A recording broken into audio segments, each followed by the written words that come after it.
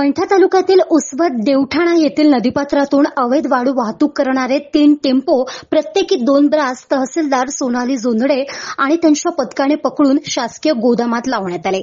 ही कार्यवाही 2 मे रोजी पहाटे 5 वाजताच्या सुमारास करण्यात आली।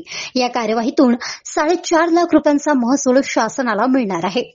रात्रीपासून गस्तीवर असलेल्या तहसीलदार यांना वाळू चोर नदीपात्रात उतरल्याची माहिती मिळाली होती। उसवत येथे कार्यवाही करायची म्हणजे महसूल प्रशासनासमोर एक प्रकारचे आव्हान आहे। काही दिवसांपूर्वी या ठिकाणी महसूल पथकाला शिवीगाळ करून नदीपात्रातून हाकलून दिले होते। उसवत येथील वाळू चोरावर अनेक गुन्हे दाखल करण्यात आले आहेत। शासन मान्य लिलावाला होत असलेला विलंब वाळू चोरांच्या पथ्यावर पडत आहे। कानडी उसवत येथील प्रस्तावित वाळू घाटातून उत्खनन सुरू आहे।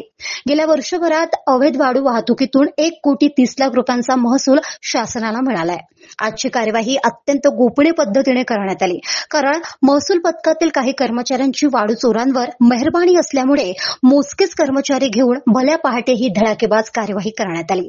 अशीच कार्यवाही टाकडखोपा, कानडी, वाघाळा, हानवतखेडा आणि अन्य ठिकाणी महसूल प्रशासनाकडून अपेक्षित आहे। वाळू चोरावर सतत कार्यवाह्या चालू आहेत। उसवत आणि अन्य ठिकाणच्या उत्खननाची माहिती प्राप्त आहे। वर्षभरात 1.25 कोटी रुपयाचा महसूल शासनास मिळाला आहे।